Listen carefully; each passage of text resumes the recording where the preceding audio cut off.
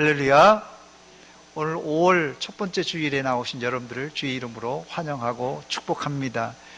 통상 5월 첫 번째 주는 우리 교회에서 어린이 주일로 지키고 있지만 코로나19 때문에 어린아이들이 오늘 참석을 못했습니다. 빨리 이 사태가 종식되어서 어린아이들도 공적 예배를 드릴 수 있도록 여러분들이 기도해 주시기 바랍니다. 오늘 어린이들이 없을지라도 여러분 자신이 어린 시절로 돌아가서 순전한 마음으로 하나님께 예배 드리시기 바랍니다. 여러분들은 요즘 이 어린아이들과 청소년들이 뭐하고 노는지 아십니까? 제가 가끔씩 낮에라도 이렇게 교회 주변에 골목에 한번 이렇게 다녀봐도 뭐 방학인데도 불구하고 골목에서 아이들이 노는 것을 못 본 것 같아요.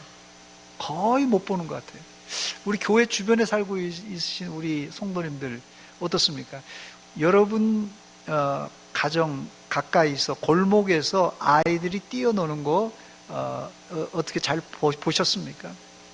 예전 같으면 이 골목에 야구하다 축구하다가 유리창도 깨지고 문짝도 깨지고 뭐 소리를 지르고 난리가 아닐 텐데 너무 조용해서 좋긴 하지만 뭐 유리창이 안 깨져서 조용하지만 아이들이 없는 것 같아요.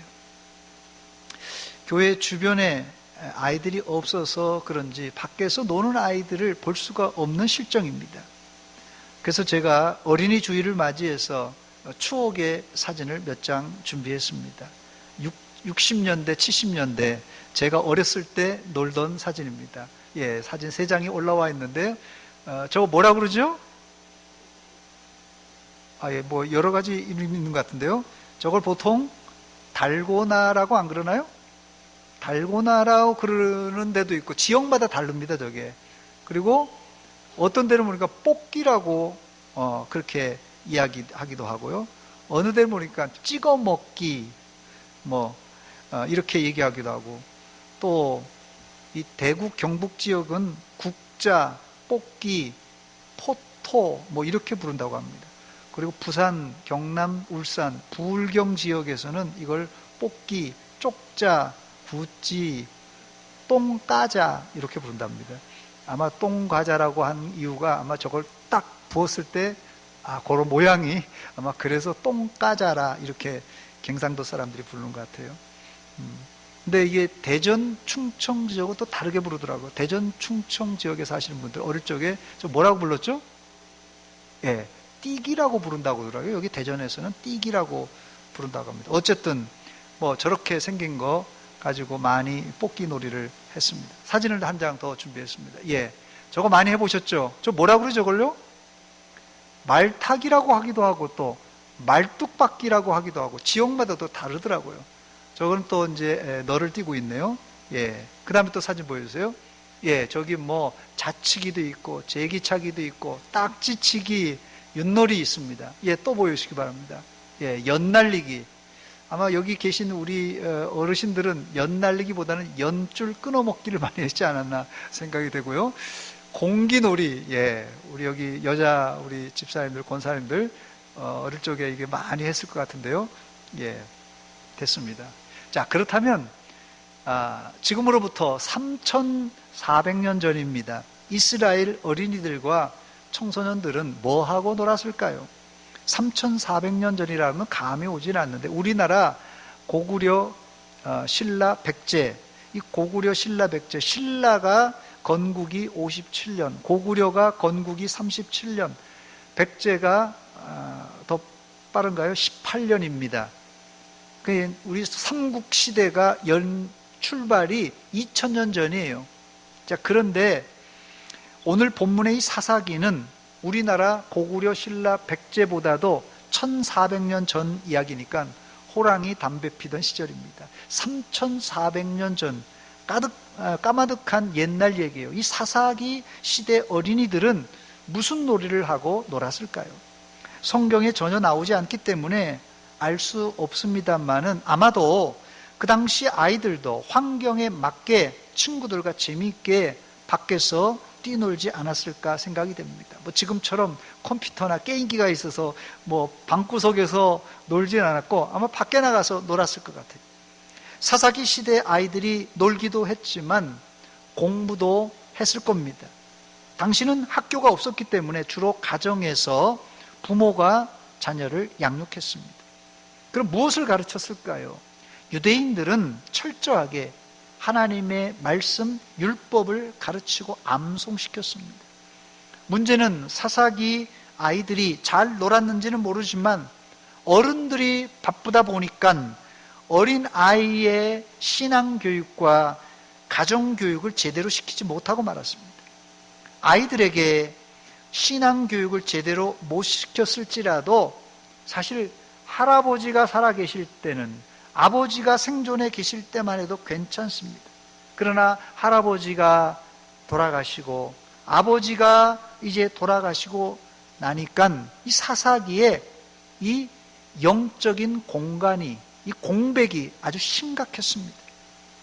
오늘 저는 이 사사기 시대에 살았던 어린 아이들에 관하여 생각하면서 지금 우리 시대에 자녀들을 어떻게 양육할 것인가 하는 아주 무거운 책임감을 느낍니다. 오늘 소개할 이 사사기 시대의 어린이를 성경은 다음 세대가 아니라 다른 세대라고 말합니다. 다음 세대가 아니라 다른 세대라고 부릅니다.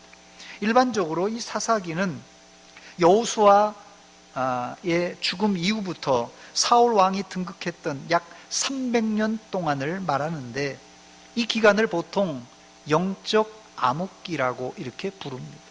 영적 암흑기가 300년 이상 지속되다 보니 여호수아와 믿음의 1세대들은 다 죽고 신앙교육을 못 받은 2세대, 3세대, 4세대, 5세대가 일어나면서 이스라엘은 300년 동안 주기적으로 하나님을 떠나는 영적 이 악순환을 겪게 됩니다. 첫 번째 이 영적 암흑기는 기성세대의 잘못으로 발생했습니다. 여러분, 사자성어 중에 상행하효라는 사자성어가 있는데 윗상, 갈행, 아래하, 본받을 효자입니다. 상행하효라고 부르는데 이 뜻은 윗사람이 모본을 보이면 아랫사람이 본받는다라는 뜻으로 우리나라 속담에 윗물이 맑아야 아랫물이 맑다는 뜻입니다. 사사기는 영적 사회적으로 암흑기였는데 사실 아이들이 무슨 죄가 있었겠습니까? 어른들이 잘못하고 또 하나님의 말씀을 전수하지 않았기 때문에 아이들이 어른들의 잘못을 보고 배웠고 또 말씀의 부재로 인하여서 결국은 자녀들이 하나님을 멀리 떠나게 되는 결과를 초래하고 말았습니다. 사실 여호수아가 살아있을 때만 해도 이스라엘이 그렇게 타락하지 않았습니다. 여호수아는 자신이 살아있을 때만 해도 이스라엘의 영적 부흥을 위해서 애를 무척 많이 썼던 사람입니다. 여호수아의 유명한 말을 한번 들어보시기 바랍니다. 여호수아 24장 15절입니다. 너희가 섬길 자를 오늘 택하라. 오직 나와 내 집은 여호와를 섬기겠노라. 이렇게 이야기했습니다. 이 이야기를 듣고 백성들이 이렇게 대답합니다. 16절입니다. 우리가 결단코 여호와를 버리고 다른 신들을 섬기기를 하지 아니하겠습니다. 이렇게 대답합니다. 백성들이 아주 기특한 대답을 했어요. 우리가 결단코 여호와를 버리지 않고 우상 숭배하지 않겠습니다. 믿음의 대답입니다. 그러나 여호수아는 이 말을 듣고 백성들에게 이렇게 말합니다. 너희가 여호와를 능히 섬기지 못할 것이다. 이때 백성들은 재차 말합니다. 아닙니다. 우리가 하나님을 잘 섬기겠습니다. 재차 약속을 했습니다. 다행히 이런 약속은 잘 지켜져서 여호수아가 생존하는 날까지, 좀 길게는 여호수아와 함께 일했던 장로들이 살 동안은 이스라엘이 약속을 지켜서 하나님만 섬겼습니다.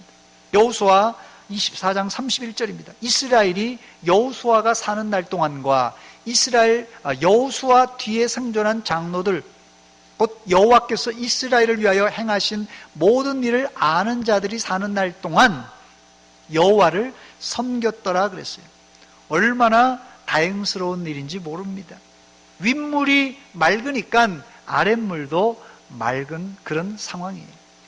두 번째, 그런데 여호수아가 죽은 이후 이스라엘은 시간이 지나면서 타락하기 시작했습니다. 사사기 2장에 보면 여호수아가 110세의 일기로 에브라임 산지에 죽어 장사 지내게 됩니다. 문제는 그 이후 사사기 2장 10절과 11절에 보니까 그 세대 사람도 다 그 조상들에게로 돌아갔고, 그 후에 일어난 다른 세대는 여호와를 알지 못하며 여호와께서 이스라엘을 위하여 행하신 일도 알지 못하였더라. 그리고 바로 11절에 이렇게 말합니다. 이스라엘 자손이 여호와의 목전에 악을 행하여 바알들을 섬겼다 말합니다.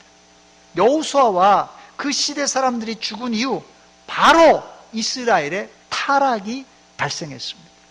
물론 이 상황을 보고 여호수아 시대 이후 사람들도 할 말이 많았을 것입니다. 그들의 변명을 한번 들어보시기 바랍니다.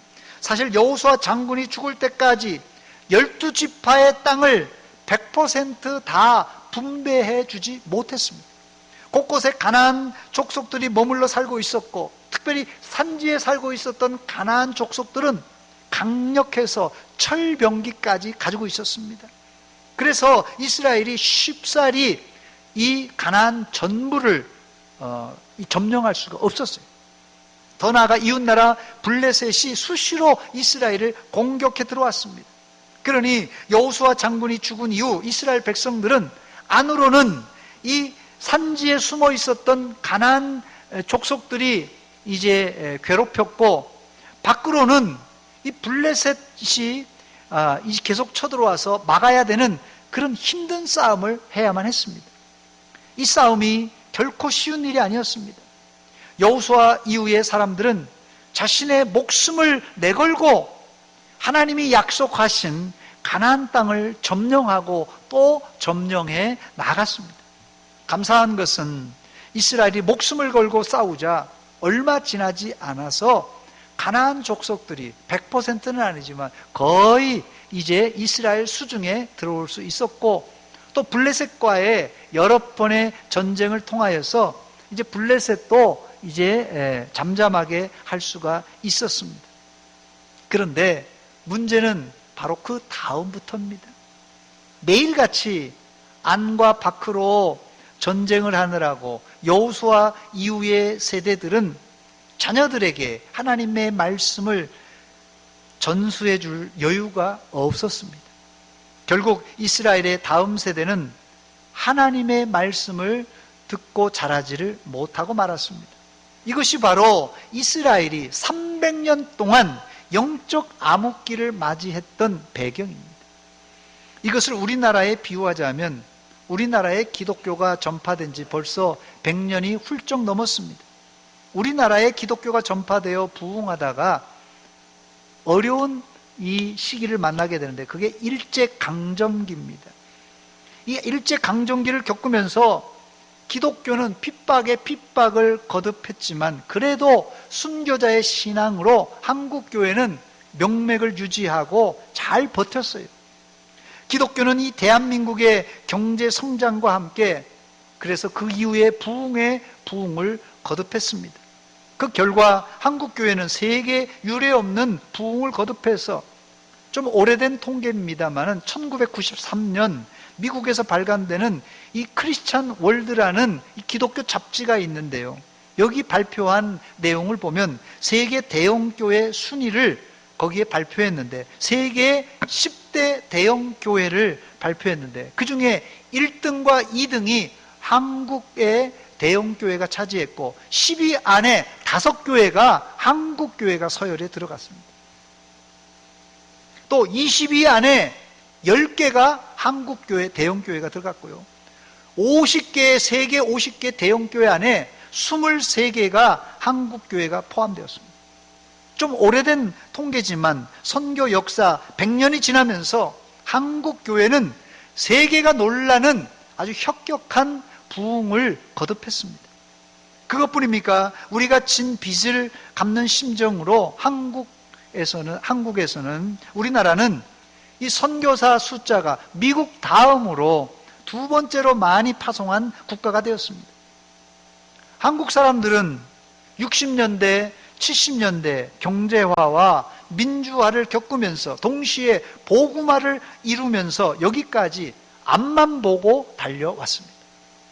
이 자리에 계신 60대 후반 또 70세, 80세 이상 되신 어른들이 바로 이런 힘든 싸움의 주역들입니다. 60년대, 70년대 경제적으로 너무 힘든 시기에 어른들은 처자식을 먹여 살리려고 애쓰면서 잘 사는 데는 성공했는데, 그러다 보니까 인성교육, 신앙교육이 부진하고 말았습니다. 교회가 한참 부흥되고 또 자녀들이 어렸을 때야 부모님 눈치를 자녀들이 보기 때문에 당연히 교회에도 잘 출석하고 신앙생활도 잘 하는 것 같았습니다. 그런데 자녀들이 이제 머리가 크면서 대학생이 되고 또 부모 곁을 떠나면서 자녀들은 서서히 교회를 떠나기 시작했습니다. 그러다 보니 결혼하고는 주일날만 달랑 출석하는 썬데이 크리스찬, 이 썬데이 크리스찬이 되고 말았습니다. 그나마 주일이라도 나오는 썬데이 크리스찬은 괜찮은데 아예 뜨문뜨문 가뭄에 콩나듯이 나오더니 이제는 아예 교회를 떠나버리는 가나안 성도가 되고 말았습니다. 가나안 성도가 뭐죠? 거꾸로 한번 해보시기 바랍니다. 가나안 성도, 가나안 성도, 거꾸로 성도가 되고 말았어요. 세 번째, 그렇다면 9세대가 애를 많이 썼는데 9세대의 실수가 무엇입니까? 여호수아 이후 9세대는 목숨을 걸고 나라와 민족 그리고 가족을 위해서 힘썼던 세대입니다.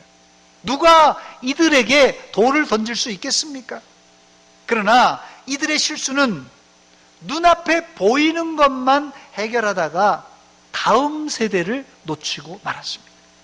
우리 가정의 다음 세대, 우리 교회의 다음 세대를 교회 안에서만 보면 별 문제 없어 보입니다만은, 그런데 문제는 다음 세대가 자라나면서 아버지, 할아버지 세대에 자란 것보다는 이 단점을 더 잘 배우게 됩니다. 여기서부터 신세대의 신앙의 균열이 가기 시작합니다. 그렇다면 여호수아 이후 9세대의 단점이 무엇입니까? 첫 번째는 혼합주의입니다. 혼합주의. 오늘 본문 사사기 2장에 보면 9세대에 두 가지 실수가 기록되어 있는데, 첫 번째는 가나안 주민과 언약을 맺은 것이고, 두 번째는 우상의 제단을 완전히 헐지 않고 용납해 둔 것입니다. 사사기 2장 2절 말씀입니다. 너희가 이 땅의 주민과 언약을 맺지 말며 그들의 제단을 헐라 하였거늘 너희가 내 목소리를 듣지 아니하였으니 어찌하여 그리하였느냐?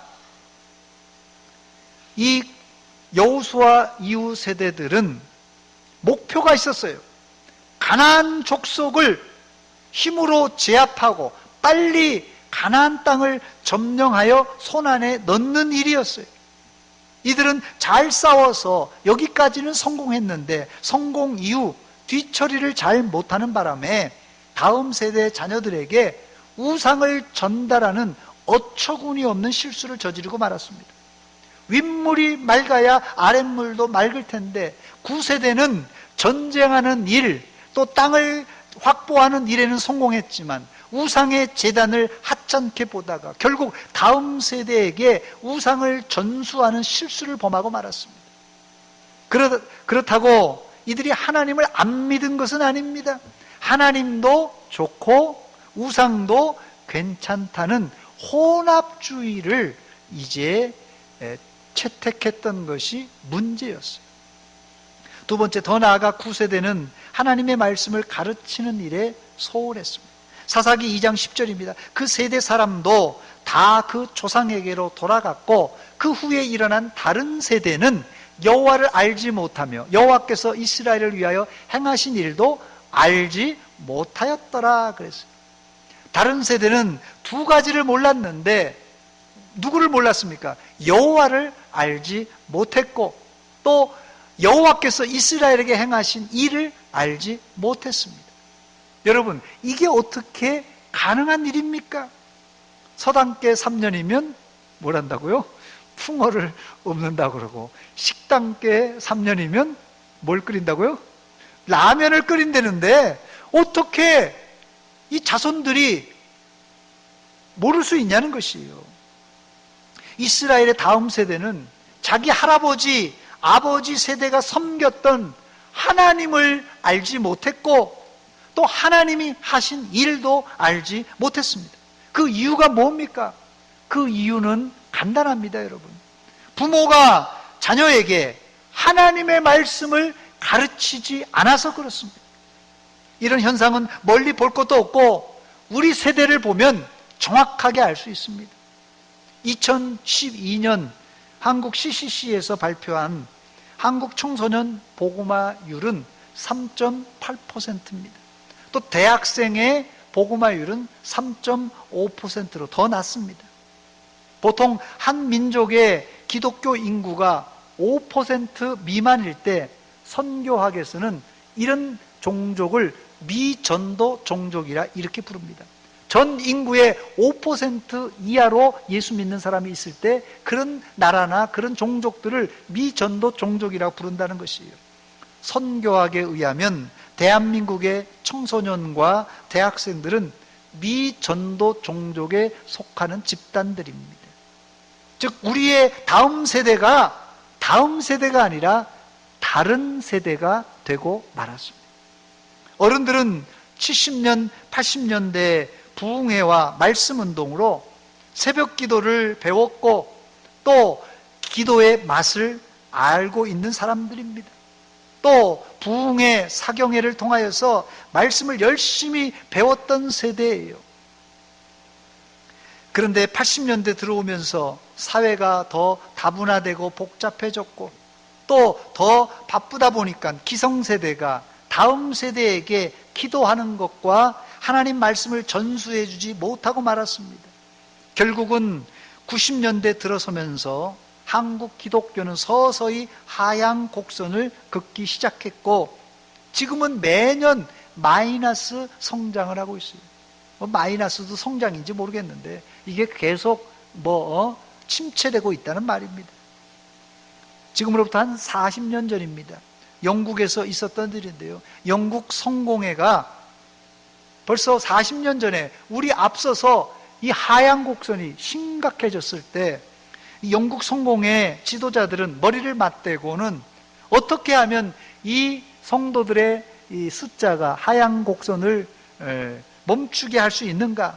아니면 하향 곡선이 내려가더라도 좀 천천히 내려가게 할 수는 없을까? 고민을 했습니다. 그래서 만든 정책이 여러 가지 있는데 그 중에 하나가 우리가 잘 알고 있는 알파 코스입니다. 그러나 이런 처방으로 잠깐은 효과를 보았지만 하향 곡선을 막기에는 역부족이었어요. 이제 이 고민이 한국교회에 닥쳤고 우리 서문교회에 닥쳤습니다. 그러나 옛말에 늦었다고 할 때가 가장 빠를 때라는 말이 있듯이 지금이라도 우리 교회가 다음 세대가 다른 세대가 되지 않도록 다음 세대에게 하나님의 말씀과 기도하는 법을 전수해 주어야 할 것입니다.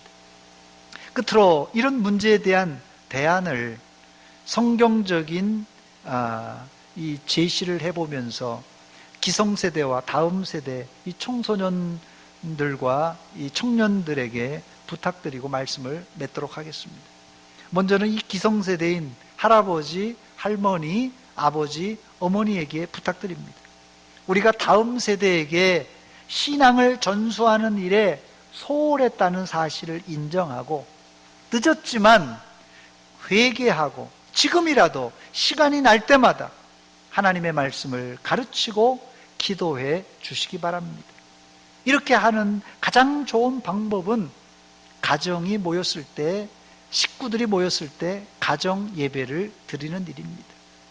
서울에 살든지 대전에 살든지 자녀들과 손주들이 집에 올 때마다, 만날 때마다 말씀을 한 절 읽어주고 간절히 기도해 주시기 바랍니다. 가정 예배를 드리는데 주일날 예배당에서 목사가 예배를 인도하는 것처럼 엄숙하게 길게 할 필요가 없습니다. 이렇게 하면 아이들이 다 도망갑니다. 가정 예배는 간단하게 하는 것이 필수입니다. 가정 예배 때 할아버지, 할머니, 어머니, 아버지가 성경 말씀 한 절 읽어주고 간절히 자녀들과 손주들을 위해서 기도해 주는 것 5분이면 넉넉합니다. 그러나 올 때마다, 만날 때마다 짧지만은 굵게 말씀과 기도로 가르치면 우리 다음 세대에 희망이 있습니다. 늦었지만 아직 절망적인 상태는 아닙니다. 우리 기성세대가 하나님의 말씀과 기도의 법을 이 다음 세대 전수하는 일에 게으르지 마시기를 바랍니다. 두 번째, 자녀들에게 간곡하게 부탁드립니다. 자녀 세대는 이제 세상 사람들이 하는 대로 해서는 세상을 정복할 수가 없습니다. 다시 말씀으로 돌아가야 우리가 살 수 있습니다. 성경의 위대한 선지자 모세, 여호수아, 하나님이 부르시니까 하나님의 때에 다 하늘나라 갔습니다. 여러분의 할머니, 할아버지, 아버지, 어머니 세대도 이제 하나님이 부르시면 곧 하늘나라 갈 것입니다. 그 뒤에는 여러분 세대가 자발적으로 신앙생활을 해야만 합니다. 내 스스로 신앙생활을 할 수 없다면 내 신앙을 내가 지킬 수 없고 더 나아가서는 다음 세대로 신앙을 전수해 주지 못합니다. 내가 믿음으로 살고 다음 세대에도 믿음을 전수해 주기 위해서는 여러분들이 믿음의 실력을 길러야만 합니다. 여러분이 공부하는 학생이라면 학교 공부도 열심히 하시기 바랍니다. 이 영적 실력과 이 세상적인 실력을 잘 쌓아야지 사사기 시대에 일어난 이 암흑기를 우리가 막을 수가 있습니다. 사랑하는 여러분, 제가 설교를 시작하면서 이 사진을, 몇몇 사진을 제가 보여드렸는데 제가 구슬치기 하고 딱지치기 하던 그때가 엊그저께 같은데 벌써 저도 이제 60을 바라보고 있습니다. 눈 깜짝할 사이에 젊은 날이 지나가는 법입니다. 여러분들이 예상할 때, 여러분 가정을 보고 한번 예상해 보시기 바랍니다. 여러분 인생이 다 지나가고 내 자식만 남고 내 손주들만 남아있을 때 과연 자녀들과 손주들에게 내 신앙의 이 대물림, 내 믿음의 대물림이 우리 자식들에게, 우리 손주들에게 일어날 것인가? 여러분 한번 여러분 가정을 돌아보며 예상해 보시기 바랍니다. 여기에 확신이 없는 분들이 계시다면 아직도 시간이 있습니다. 말씀과 기도로 가정의 영적 부흥을 다시 일으키셔서 내 다음 세대가 믿음의 계승자들이 다 되시기를 주의 이름으로 축원합니다. 그런데 여러분, 어설피해서는 다시 신앙의 부흥을 일으킬 수가 없어요. 여러분, 불이 꺼질 때 다시 일으키려면 얼마나 힘듭니까? 연기가 그냥 픽픽 나고 불은 안 붙고 연기가 막 나면서 얼마나 괴로워요. 그 고통의 세월일지라도 계속 이 신앙의 부채를 붙여야지 꺼진 불도 다시 일어날 수 있는 거 아니겠어요? 여러분의 눈에 눈물이 나더라도, 여러분의 눈에 끄름 때문에 눈물이 나더라도 눈물을 흘려야 될 때입니다. 우리가 계속해서 부흥의 부채를 붙여야 됩니다. 그래야 나도 살고 내 자식들도 살고 우리 손주 세대도 살 수 있습니다. 여러분, 끝으로 여호수아 시대에 고백했던 이스라엘의 다짐을 읽고 말씀을 마치겠습니다. 함께 읽겠는데 제가 먼저 한 소절을 읽고 여러분들이 그 다음 소절을 읽으시기 바랍니다. 제가 먼저 한번 보여주시기 바랍니다. 제가 요 소절을 다 읽고 그 다음을 여러분들이 읽어주시기 바랍니다. 너희가 섬길 자를 오늘 택하라. 오직 나와 내 집은 여호와를 섬기겠노라. 다시 한번 읽겠습니다. 제가 한번 다시 읽습니다. 너희가 섬길 자를 오늘 택하라. 오직 나와 내 집은 여호와를 섬기겠노라. 우리가 여호와를 섬기리니 그는 우리 하나님이심이니이다. 아멘. 기도하겠습니다. 이 시간 기도할 때, 하나님, 내가 신앙생활이 시원치 않습니다. 내 신앙의 부흥을 일으켜 주시옵소서. 내가 부족함으로 우리 자식들 신앙도 연약합니다. 불쌍히 여겨 주시옵소서. 우리 손주들 신앙도 걱정됩니다. 하나님, 우리 가정에 다시 한번 부흥을 일으켜 주시옵소서. 회개하며 이 시간 같이 기도하겠습니다. 하나님, 우리 아버지 은혜와 사랑 감사드립니다. 이 아침에 우리 가정을 돌아봅니다. 아버지, 우리 자녀들, 우리 손주들, 우리 온 가정을 하나님 불쌍히 여겨 주시옵소서. 아버지, 세상의 세파가 너무나도 강력하게 밀려오고 마귀 사탄이 우리를 넘어뜨리려고, 우리 가정을 넘어뜨리려고, 우리의 믿음을 넘어뜨리려고 공격해 들어오고 있습니다. 아버지, 사사기에 300년 동안 영적 암흑기를 하나님이여 견딘 아버지, 벌써 우리 안에 영적인 아버지여 암울한 아버지의 일들이 벌어지고 있습니다. 우리 가정을 불쌍히 여겨주시고, 우리 교회를 불쌍히 여겨주시고, 한국교회를 불쌍히 여겨주시다. 다시 한번 하나님이여 평양 대부흥운동이 우리 한국교회를 위하여, 우리 대전서문교회 일어나게 하여 주시고, 우리 가정의 부흥이 일어날 수 있도록 하나님 역사하여 주시옵소서. 하나님 붙잡아 주시옵소서.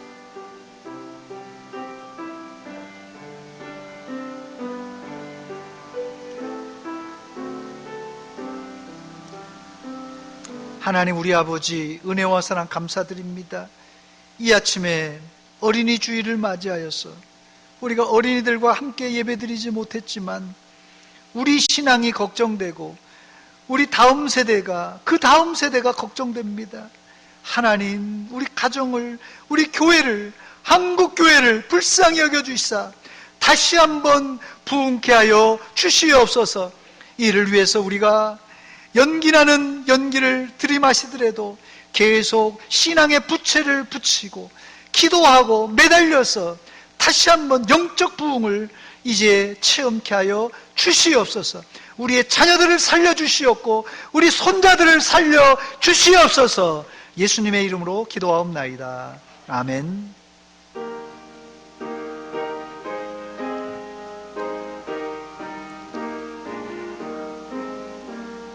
예수 사